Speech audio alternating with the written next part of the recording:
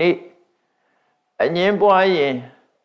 ဆုံးရှုံးမှုနဲ့သာရင်ဆိုင်ရမည်ဆိုတဲ့သင်ခန်းစာပေးတဲ့ဇာတ်လမ်းလေးတစ်ခုကိုဟောရအောင်ဒီဇာတ်လမ်းကတော့ရိုးပါတယ်လူတွေကြားဘူးနေတဲ့ဇာတ်လမ်းပါပဲအငင်းပွားတာကိုပါဠိလိုဝိဝါဒလို့ခေါ်တယ်ဝါဒဆိုတဲ့စကားလုံးကဗမာစကားလို့ဖြစ်နေပါပြီဘာဝါဒညာဝါဒနဲ့ဝါဒဆိုတာပြောဆိုစရာ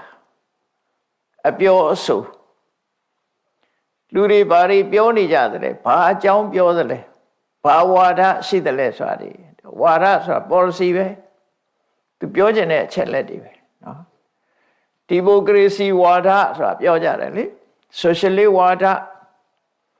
ပြောဆိုစရာတွေပဲသူတို့ရဲ့ policy တွေကိုပြောတာပဲဒါဗုဒ္ဓဝါဒအဲ့ဒီမှာဝါဒဆိုတာတွေကအမျိုးမျိုးရှိသည့်အတွက်ကြောင့်ရှေ့ကဝိဆိုတာလေးထည့်လိုက်တဲ့အခါကျဝိဝါဒအဲ့ဒီစကားလုံးကြတော့ဘာဖြစ်တော့ဆိုဝိဆိုတာမတူတဲ့ဝါဒပြောဆိုမှုအယူဝါဒကွဲပြားမှုလို့ဆိုလို့တယ်ပေါ့အဲ့တော့ဝိဝါဒဆိုတာကလူလောကမှာဖြစ်နေကြဝိဝါဒနဲ့ပတ်သက်လာတဲ့အခါကျရင်လူတွေကအချင်းများကြတယ်အချင်းများတော့ဘယ်ရောက်တော့တရားယုံရောက်ကြတယ်ပေါ့ညင်းကြတယ်ခုံကြတယ်သူဟာမှန်ငါဟာမှန်လောကမှာအငြင်းပွားမှုဆိုတာအမျိုးစုံရှိတယ်နောက်ပိုင်းကျတော့ဘာတွေဖြစ်လဲပိုင်ဆိုင်မှုအငြင်းပွားတယ်မြေအငြင်းပွားမှုနောက်ပိုင်ဆိုင်မှုအငြင်းပွားမှု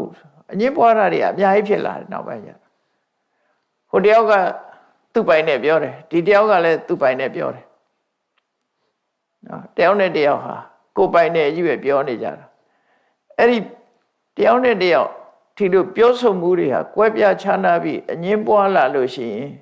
နှစ်ယောက်စလုံးဒုက္ခရောက်မယ်တဲ့ဒါဒီသင်္ကန်းစာပေးတာနှစ်ယောက်စလုံးအရှုံးမယ်ဟုတ်တယ်လေတရားလူတရားခံဆိုတရားရုံရောက်ရင်နှစ်ဖက်စလုံးကပေးရတာပဲပတ်စံကုန်ပြီသားမှတ်ပြီတော့ဒါဆုံးရှုံးမှုပဲလေဟိုလူလည်းကုန်ပြီသားမှတ်ဒီလူလည်းကုန်ပြီသားမှတ်သို့သောလူတွေက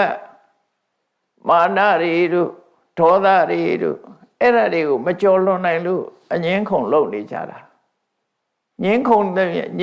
ဟာယင်ထဲမှာဘာတွေရှိလို့ငြင်းခုန်တာတော့ဆိုတာ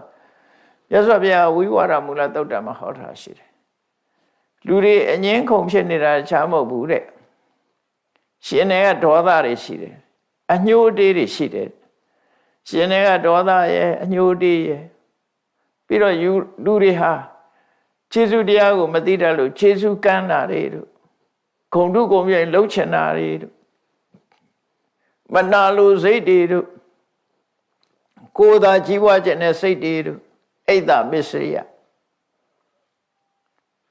အဲ့ဒီစိတ်တွေကြောင့်မို့လို့လောကကြီးကအငြင်းပွားနေတာအဓိကအငြင်းပွားခြင်းအကြောင်းကအဲ့ဒီအကုသိုလ်တရားတွေပဲဝိဝါဒမူလသုတ်တံမှာဝိဝါဒ6မျိုးဟောထားတာရှိတယ်ဝိဝါဒဖြစ်ခြင်းအကြောင်း6မျိုး6မျိုးဆိုတာအဲ့ဒီပြောတယ်ခုနမခံခြင်းစိတ်တွေတို့အညှိုးတေးတွေတို့နောက် jealousy တွေတို့ကိုယ်သာလှုပ်ခြင်းနဲ့ selfishness တွေတို့အဲ့ဒါတွေကြောင့်မို့လို့လူတွေအငြင်းပွားနေကြတာတဲ့အဲ့လိုအငြင်းပွားပြီဆိုလို့ရှိရင်အငြင်းပွားသူ2ယောက်စလုံးဒီအရှုံးနဲ့ပဲကြုံရမယ်ဘယ်သူမှအမြတ်မရဘူးလို့ဆိုလို့တယ်အဲ့ဒါကိုသင်္ကန်းစာပေးထားတာနှစ်ယောက်စလုံးအရှုံးဘယ်သူရသွားတော့ဆိုဂျားလူတယောက်ကရသွားတ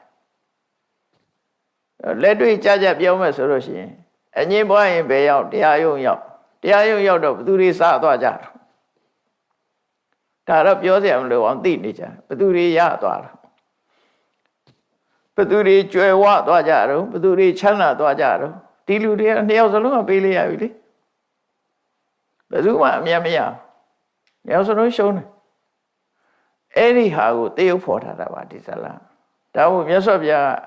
ဒါဘုရားဟောတဲ့အတိုင်းပြောတာပါဘုံဘုံနော်မြတ်စွာဘုရားဒီဇလံမှာဏိကုံးချုပ်လေးပါဟောတော့ဆိုဧဝမေဝမနုဿေတုဝိဝါဒောယထာစာတိလူလောကအတိုင်းဝိုင်းကြီးတွေမှာတဲ့တဦးနဲ့တူအချင်းများပြီဆိုလို့ရှိရင်တဲ့ဓမ္မထံပฏิဝဒန္တိဓမ္မထဆိုတာတရားသူကြီးစီပြေးကြရတယ်တဲ့တရားယုံကိုပြေးကြရတယ် ငင်းပွားပြီဆိုလို့ရှိရင်တရားယုံရောက်သွားကြပြီဒီလိုဆိုလို့တယ်ဓမ္မထံပฏิထာဝန္တိတဲ့ဓမ္မထဆိုတဲ့တရားကျသူကြီးထံပြေးသွားကြတယ်တဲ့သောဟိနေတံဝိနာယကောတဲ့ဘာလို့လို့ဆိုသူကပဲဆုံးဖြတ်ပေးမှာအမှားမှန်ကိုသူကဆုံးဖြတ်ပေးမှာမို့သူစီပြေးကြရတယ်တဲ့အဲ့ဒီပြေးတဲ့အခါကျတော့ဘာဖြစ်တုံးဆိုနော်တဏှာပိတထဇီယန္တိတဲ့ပစံကုန်ကြပြီတဲ့အဲ့ကြ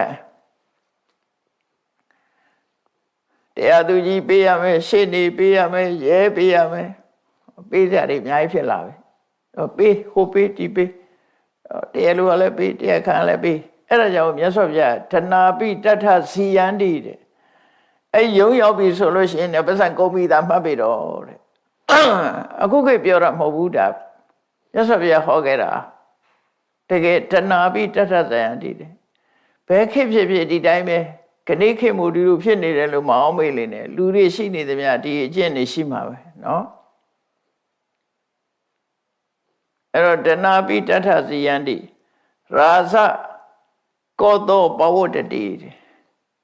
ဘုရင်ကတော့ဝင်ငွေတွေကောင်းသွားပြီတဲ့တိုင်းပြည်အုပ်ချုပ်တဲ့အစိုးရတွေကဝင်ငွေရသွားပြီတရားရုံးကအခွန်တွေရလိုက်ပြီလို့ဆိုလို့တယ်နော်အဲ့တော့တရားရင်ဆိုင်တဲ့လူနှစ်ယောက်စလုံးကတော့ဘာတော့အရှုံးနဲ့ပဲရင်ဆိုင်ရတယ်အဲ့ဒါကိုပြောတာအငင်းပွားရင်ဆုံးရှုံးမှုနဲ့သာရင်ဆိုင်ရမည်သို့တော့မရင်ဆိုင်ရဘူးလားဆိုရင်ဆိုင်တာပဲအမှုတွေကိုအများကြီးပဲနေစဉ်နဲ့များအမှုတွေလျှော့ပေးကြလားဆိုမပေးကြဘူးကုံမသာကုံရောအဲ့တော့လူလောကကအဲ့လိုဖြစ်နေတဲ့အကြောင်းကိုမြတ်စွာဘုရားကသင်္ကန်းစာပေးတဲ့အနေနဲ့ဟောတာပါဒီသုတ်တာဒီတရားတော်ဒီဇက်ရဲ့နာမည်ကတော့ဓဗ္ဗပုပ္ဖစာတကဓဗ္ဗပုပ္ဖဆိုတာငွေမြေခွေးတဲ့ကောင်ရဲ့နာမည်ဓဗ္ဗပုပ္ဖဆိုသူ့အယောင်ကိုကြည့်ပြီးတော့ဟောထားတာနော်အဲ့တော့ဒီဇလံမှာအတိတ်ဇလံကိုပြောမယ်ဆိုရင်ရှေးတုန်းကမြေကမ်းခြေတစ်ခုမှာဖះလောင်းကမြတ်စွာဘုရားသူကိုယ်တိုင်မြေကမ်းခြေကတစ်ပင်တစ်ပင်မှာယုတ်ကစိုးဖြစ်ခဲ့တယ်တဲ့အဲ့တော့သူကိုယ်တိုင်ယုတ်ကစိုးအဲ့တော့အဲ့ဒီတောအုပ်ထဲမှာမြေခွေးပူနဲ့မြေခွေးမမြေခွေးဒီနဲ့မြေခွေးမသူတို့နှစ်ကောင်ရှိကြတယ်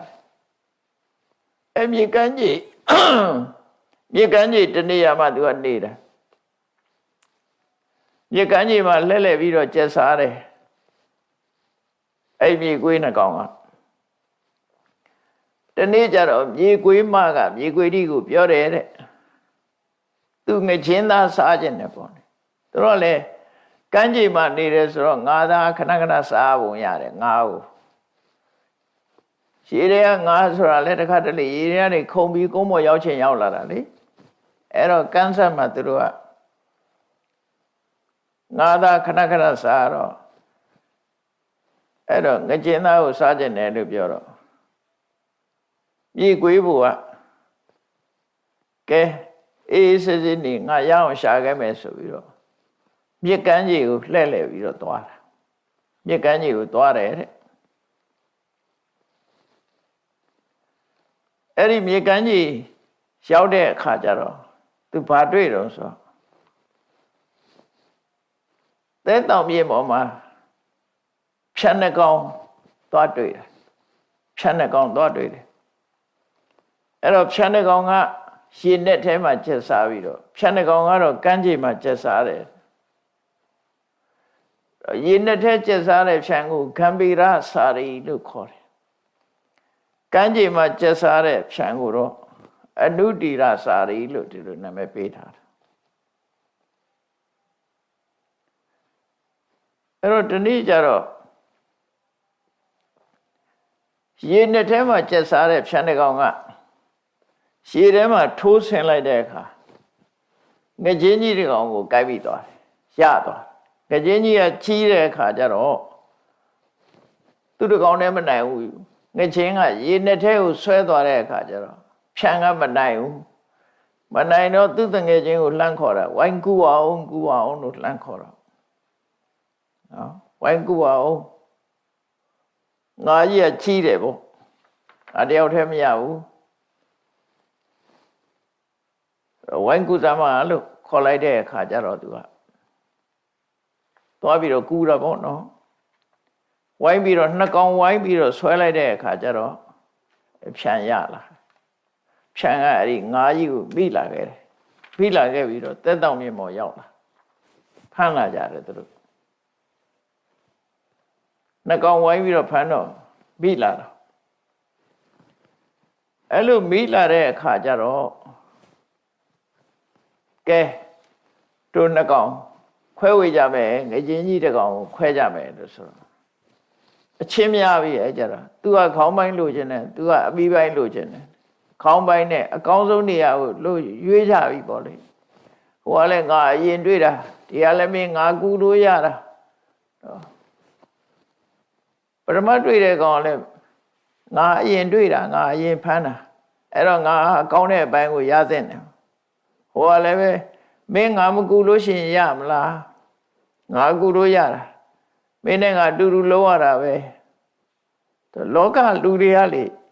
လောဘကိုအကြောင်းပြုလာလို့ရှိရင်အဲ့လိုပြောလို့ရှိကြတယ်ကိုရဖို့အခွင့်အရေးတော့တပြားသားမှမလျှော့ကျင်ကြဘူးနှစ်ယောက်နော်မလျှော့ဘူးဟိုကလည်းငကြင်းမှာ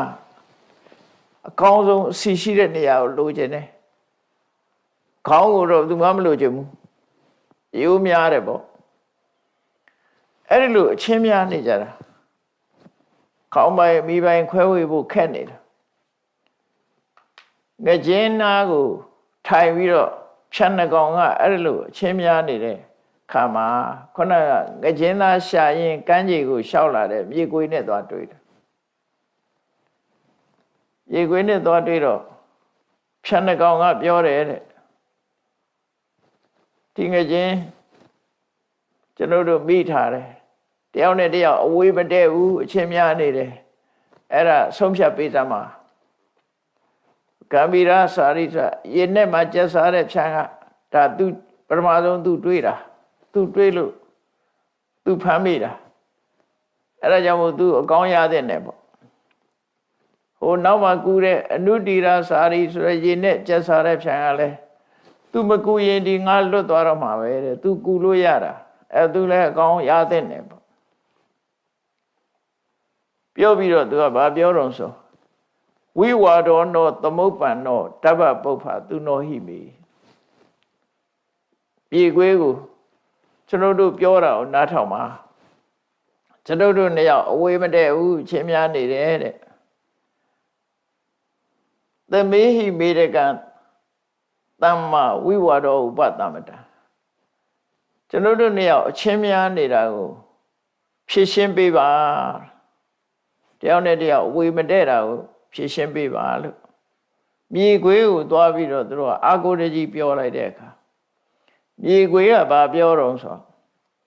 ဓမ္မထောဟံပုရိအာသိငါကအရင်တော့တရားရုံးမှာလှုပ်လှုပ်ခဲ့တယ်တဲ့တရားသူကြီးဖြစ်ခဲ့ဘူးတဲ့ပေါ့ငါတရားသဖြင့်ဖြည့်ရှင်းပေးနိုင်တယ်ဓမ္မထောဟံပုရိအာသိအရင်တော့ငါတရားသူကြီးလုပ်ခဲ့တာတဲ့ဘဟုအတ္တမေတိရိတာ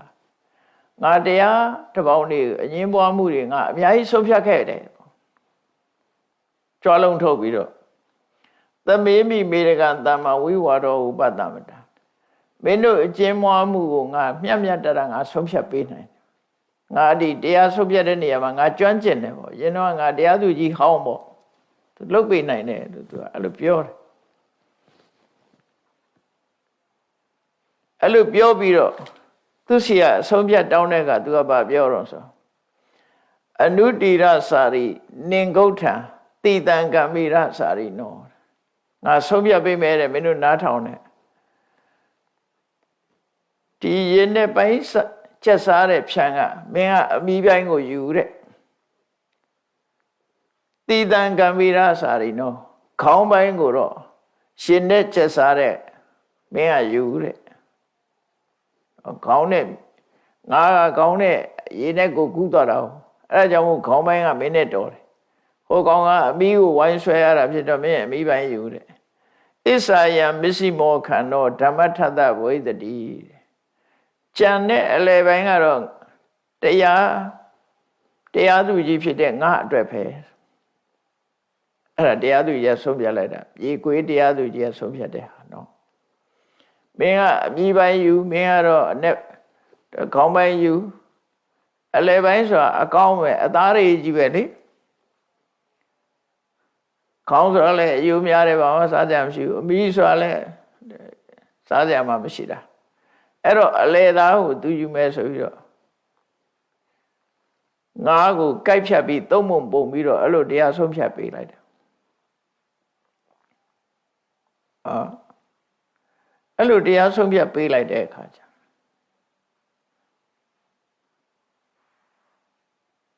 တရားဆုံးဖြတ်ပြီးအလယ်ပိုင်းအကောင်းစားကိုသူကယူပြီးတော့သွားပါလေရော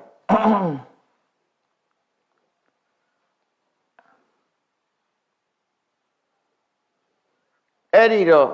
ဖြတ်နှစ်ကောင်ကကောင်းရတဲ့ဖြံအမီးရတဲ့ဖြံကောင်းရတဲ့ဖြံကလည်းပဲခေါင်းကိုမစားနိုင်ဘူးသူကလည်းအလဲပိုင်းလိုချင်တာအမီးရတဲ့ဖြံကလည်းပဲသူကအလဲပိုင်းလိုချင်တာနှစ်ဦးစလုံးကမကောင်းတာကိုရလိုက်ရတယ်အကယ်၍သာသူတို့မျှမျှတတာခွဲဝေကြမယ်ဆိုလို့ရှိရင်ဒါတော်တော်ကြာအောင်စားရမယ်ပေါ့ငါးကကြီးတော့တော်တော်ကြာအောင်စားရမယ်တစ်နတ်တင်မကဘူးနှစ်နတ်သုံးနတ်စားရမယ်ဟာပေါ့အဲ့ဒီကြတော့မှသူတို့ကရေခွေးကိုတရားသူကြီးလှုပ်ပြီးတော့ဆုံးဖြတ်ပေးသွားတော့ဘာမှမတတ်နိုင်ဘူးကအလဲသားကြိုက်ပြီးခြီးပြီးပြန်သွားပြီသူတို့နှစ်ကောင်အဲ့ဒီအမီးနဲ့ကောင်ကြည့်ပြီးတော့အဲ့ဒီကြတော့မှညီးတွားကြတယ်တဲ့စိရပိဘခောအဘဝိဒသစေနဝိဝရေမတေငါတို့ဟာညီညာညာနဲ့တယောက်စလုံးကောင်းလဲစားအမီးလဲစားအလဲသားလဲခွဲဝေပြီးတော့ညီတူညီမျှစားမယ်ဆိုရင်တို့အကြာကြီးစားနိုင်တယ်တရက်စားနှစ်ရက်စားတော့တို့ရတယ်အခုကြတော့မှငါတို့ကအသားများတဲ့ခေါင်းမပါအမီးမပါတဲ့အလဲပိုင်းကိုတော့မြေခွေးကယူသွားလေရဲ့ဆိုပြီးအဲ့ကြတော့မှသူတို့ဟာညီးတွားပြီးတော့ကြမ်းမိုင်းနေကြတယ်ကြမ်းမိုင်းကြတယ်ပေါ့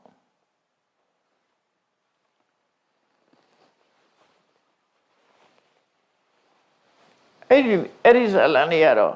950ထဲမှာဆက်400မြောက်ဆက်မှာဖော်ပြထားတာဖြစ်တယ်ပေါ့နော်အဲ့တော့မြေခွေးကအလဲသားကိုခြီးပြီးတော့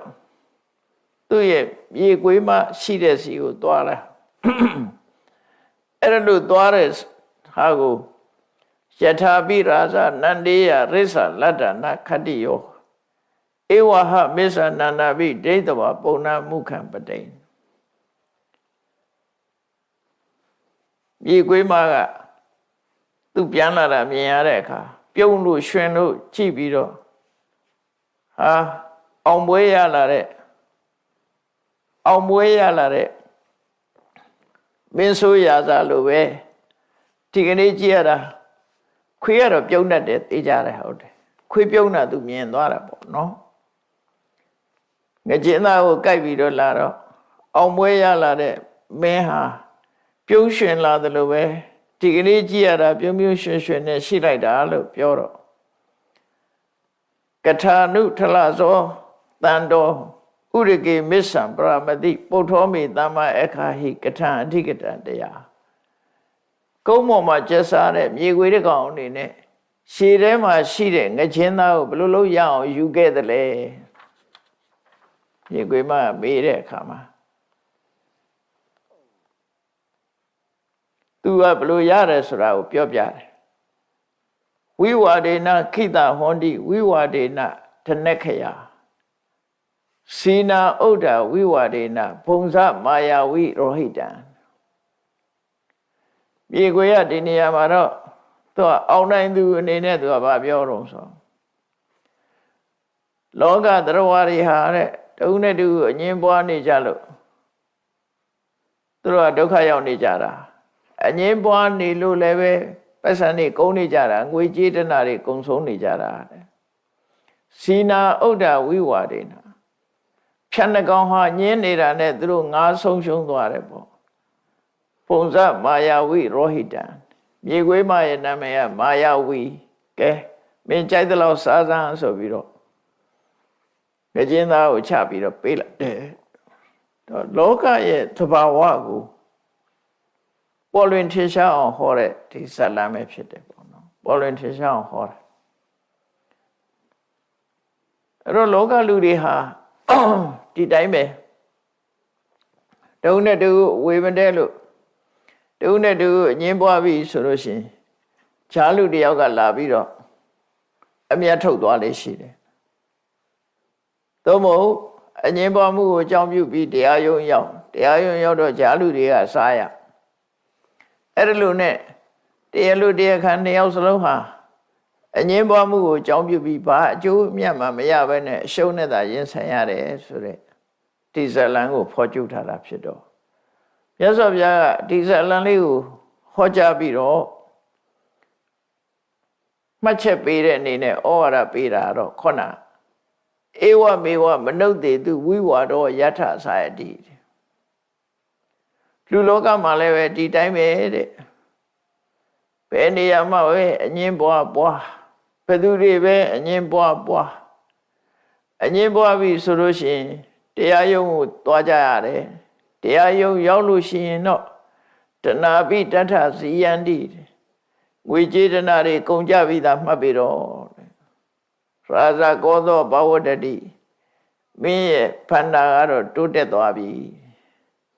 ဝင်ငွေကောင်းသွားပြီတဲ့တရားယုံတွေကိုအကြောင်းပြုပြီးတော့အဲ့လိုမြတ်စွာဘုရားကဒီဇလံကိုဟောတာဖြစ်တယ်အဲ့ဇလံထဲမှာ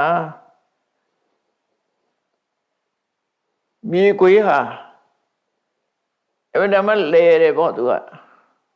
အဝိဓမ္မလဲတယ်အဲ့ဒီအဝိဓမ္မလဲတဲ့မြေခွေးဟာဒီဘဝမှာယဟန်တစ်ပါးကိုအကြောင်းပြုပြီးတော့ဟောတာဖြစ်လို့အဲ့ဒီယဟန်ရဲ့ဘွဲကဥပနန္ဒတဲ့တာဂိဝေမင်းသားယဟန်တစ်ပါးပဲသူကလည်းအလွန်လဲတယ်ရလို့တဲ့မျက်စိရှိတယ်ပေါ့သူ့ကိုအကြောင်းပြုပြီးတော့ဒီဇလံလေးကိုဟောတာမြတ်စွာဘုရားအဲ့တော့ဘဝမှာဒီဇလံကိုကြည့်မယ်ဆိုလို့ရှိရင်တော့ဒီဘဝလူလေလုံးတဲ့လူတွေကဟိုဘဝလည်းလူလေလုံးခဲ့တာတွေများတယ်အဲ့တော့ဗမာစကားမှာတော့ပြောကြတယ်ဒီကောင်ကဖြန်ကြတယ်နဲ့အခုကဖြန်ကအသွားတာပေါ့ရေခွေးလောက်မလဲဘူးလို့ပြောရမှာပဲဖြစ်တယ်နော်စကားပုံတော်ပြောရမလို့ဖြစ်နေဖြန်ကြတယ်ဆိုတဲ့စကားလုံးကဖြန်ကြရင်တော့အရှုံးနဲ့ပဲကြုံရမှာအခုကမြေခွေးကစားသွားတာလေဖြန်ကရှုံးသွားတာလေအဲ့တော့အဲ့ဒီတော့ကမြေခွေးဟာတဲ့အခုဥပနန္ဒဆိုတဲ့ယဟန်ဖြစ်လာတယ်တဲ့ဖြန်တဲ့ကောင်ကတော့အခုဒီဘဝမှာအသက်အရွယ်ကြီးမှယဟန်ဝလာတဲ့ဥစဉ်ကြီးနှစ်ပါးဖြစ်လာတယ်ဆိုမြတ်စွာဘုရားဟောတာအဲ့ဒီတော့က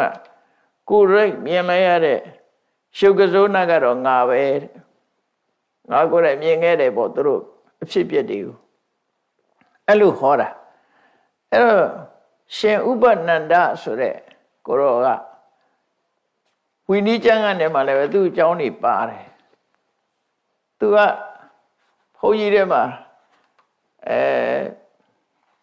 ဘုန်းကြီးလောဘပင်လယ်ဝါဆိုတာလို့ဖြစ်လောဘကြီးတဲ့ကိုရောတစ်ပါးဖြစ်တယ်အဲ့တော့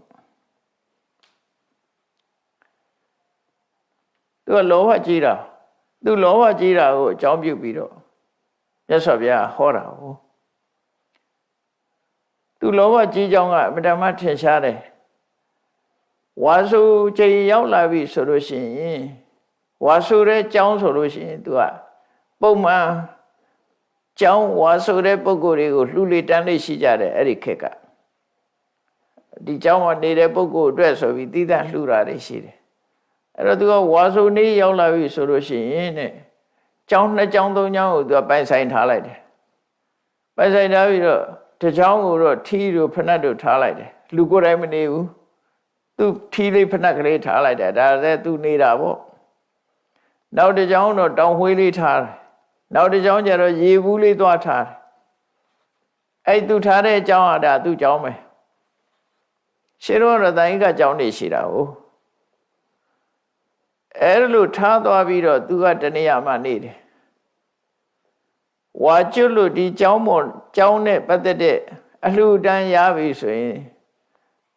တောင်ဝေးထားတဲ့ကျောင်းကလည်းသူ့ကို share ပေးရမယ်ရှေဘူးထားတဲ့ကျောင်းကလည်းသူ့ကို share ပေးရမယ်ဖနက်ထိုးထီးတို့ထားတဲ့ကျောင်းကလည်းသူ့ကို share ပေးရအဲ့ဒီရတဲ့ share သင်္ကန်းတပိတ်တွေကိုသူကစုပြီးတော့ယူသွားတာလောဘကြီးတော့စုပြီးတော့ယူသွားတာရသော်ဗျာဒါကြောင့်မို့ယဟန်တွေကိုဟောတယ်ပစ္စည်းနဲ့ပတ်သက်ပြီးတော့ရတာနဲ့ကျင့်နိုင်ရမယ်လောဘမကြီးရဘူးရှိတာနဲ့ပဲကျင့်နိုင်ရမယ်အဲ့လိုခေါ်တယ်ဒါမကျင့်တဲ့ပုဂ္ဂိုလ်တွေကြတော့အဲ့လိုလုပ်လို့ရှိတယ်သူကအဲ့လိုလုပ်ပြီးတော့ဝါကျွတ်ပြီဆိုရင်သင်္ကန်းတွေတပိတ်တွေပရိခရာတွေအများကြီးယူပြီးတော့သူကသွားလိမ့်ရှိတယ်အဲသွားတော့သူမြင်တဲ့အခါကျတော့ဘုံကြီးလားတပိတ်တွေသင်္ကန်းတွေဘယ်ရလာတာတော့ဆိုတော့သူကအဲ့ဒီပုံစံနဲ့လုပ်တာအဲ့လိုလုပ်နေရှိတယ်နောက်အဲ့ဒီမှာသူဘာကြုံလုံးဆိုရင်ကျောင်းတစ်ကျောင်းသူရောက်သွားတာရောက်သွားတဲ့အခါခုနဥစဉ်ကြီး2ပါးရှိတယ်အကျောင်းမှာလှူထားတဲ့အဝေါကတစ်ထည်ကဖြင်ကြမ်းကြီးတစ်ထည်ကတော့ပိတ်ချောလေးလှူထားတယ်ဥစဉ်ကြီး2ပါးသလုံးကပိတ်ချောလေးပဲလှူချင်တာဖြင်ကြမ်းကြီးကိုမလှူချင်သူရတိုက်တယ်ငါရတိုက်တယ်နဲ့အငင်းပွားကြတယ်အဲ့လိုအငင်းပွားလာတဲ့အခါမှာဥပနန္ဒယဟန်ရောက်လာတော့သူတို့အငင်းပွားနေလို့ဒါလေးကိုဆုံးဖြတ်ပေးပါပေါ့ကောင်းတာနဲ့ဆိုးတာလေးပေါ့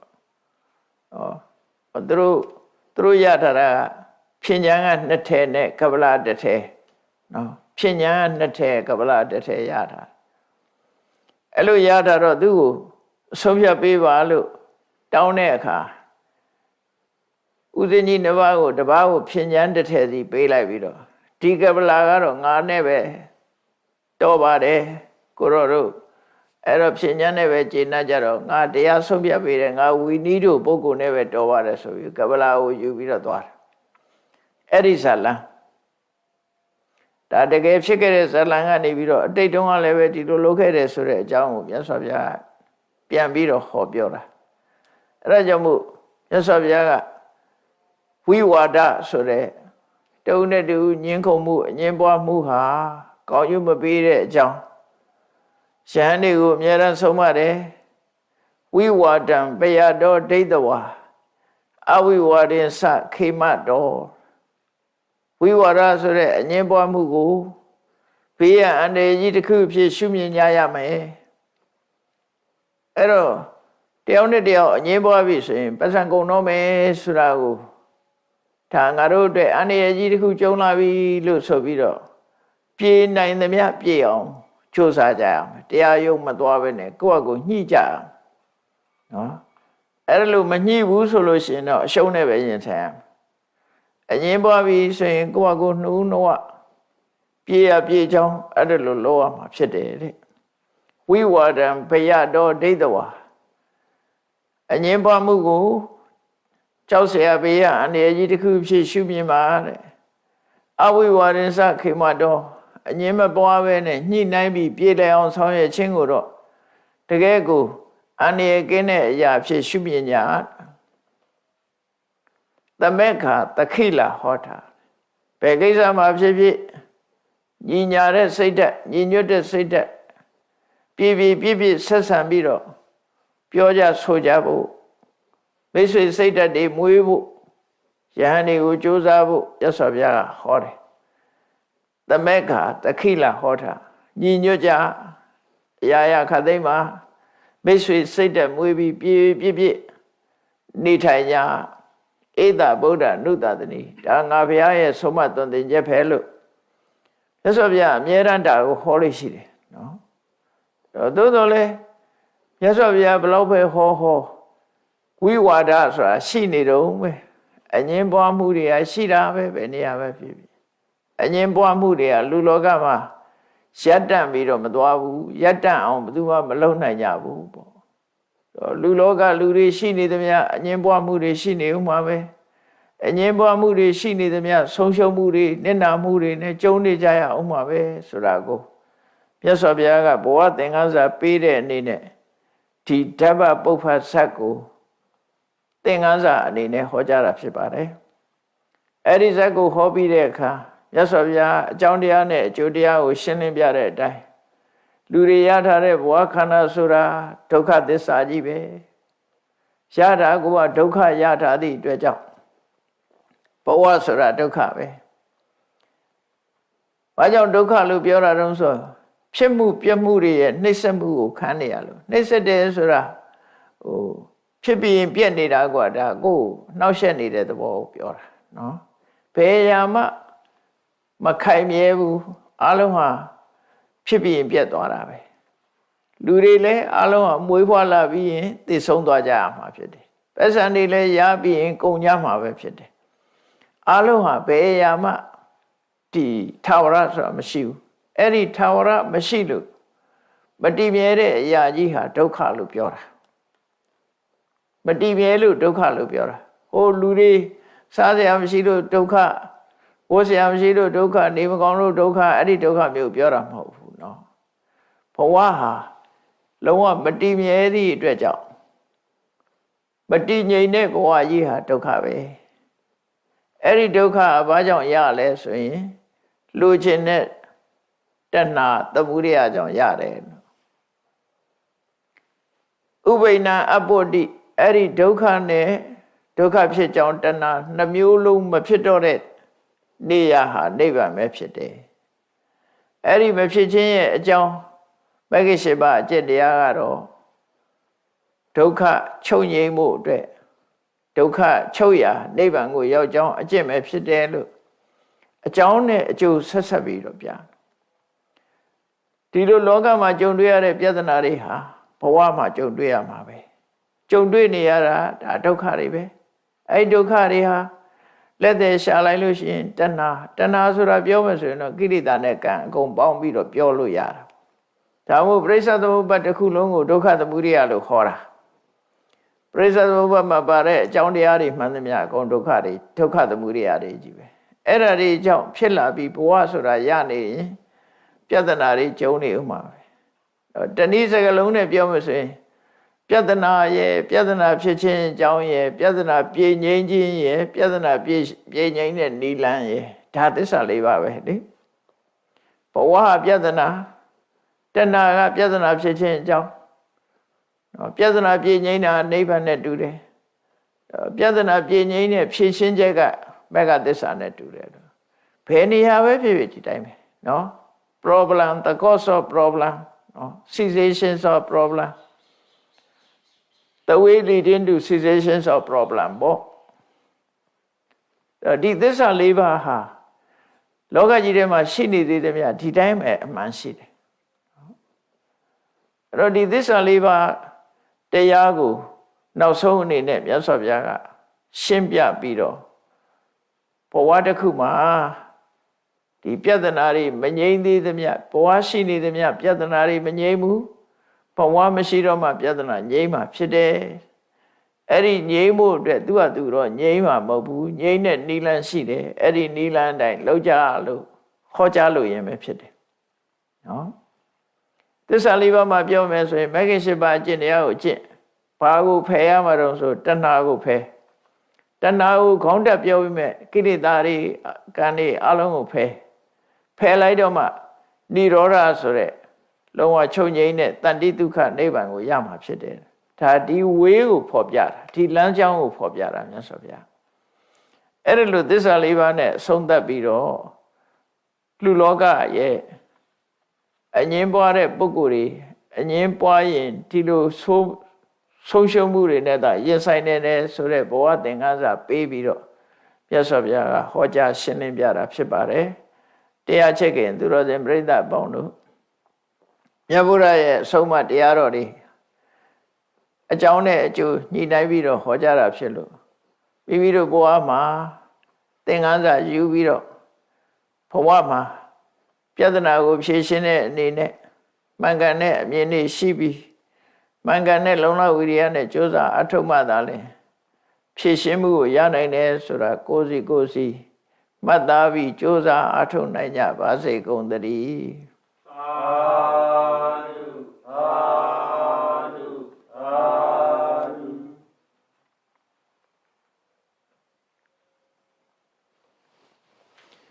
ရှိစေချာအရှင်ဖေယဖေယတပည့်တော်တို့သည်ဓမ္မအတိညာရှားရှိမှသာလင်နိဗ္ဗာန်ချမ်းသာကိုမျက်မှောက်ပြုနိုင်ပါသောကြောင့်ဓမ္မအတိညာရရှိစေရန်ရှိတန်ကြလျက်ဓမ္မသဘင်ဆင်ကျင်ပါပြုလုပ်ကြ၍အမတဒါနာဓမ္မဒါနာတရားအလှတော်ကိုပေးလူကြပါကုန်၏တရားတော်မြတ်ကိုရိုသေလေးမြတ်စွာမမတ်သာအာယုထားလျက်နာကြားကြပါကုန်၏တရားတော်မြတ်ကိုတတဗဝတ္ထုအစွစုတို့ဖြင့်ပူဇော်ကြပါကုန်၏ယနေ့ယခုအထုပြုလုပ်ကြရသောဤကောင်းမှုသည်နိဗ္ဗာန်ချမ်းသာ၏အကြောင်းထောက်ပံ့ဖြစ်ပါစေတည်းဤကောင်းမှု၏အဖို့ဘာကကိုအမိအဖအဖို့အဖွာဆရာသမားမစပြီးကဘာသူကဘာသာလူနတ်မြမတတ္တဝါများတို့အားအမြဝေငှပါကုန်၏ကုသိုလ်အမြကိုယ်စီရကြကုန်သည်ဖြစ်၍ကိုယ်စိတ်နှဖျားချမ်းသာကြသည်ဖြစ်ကြပါစေကုန်သတည်း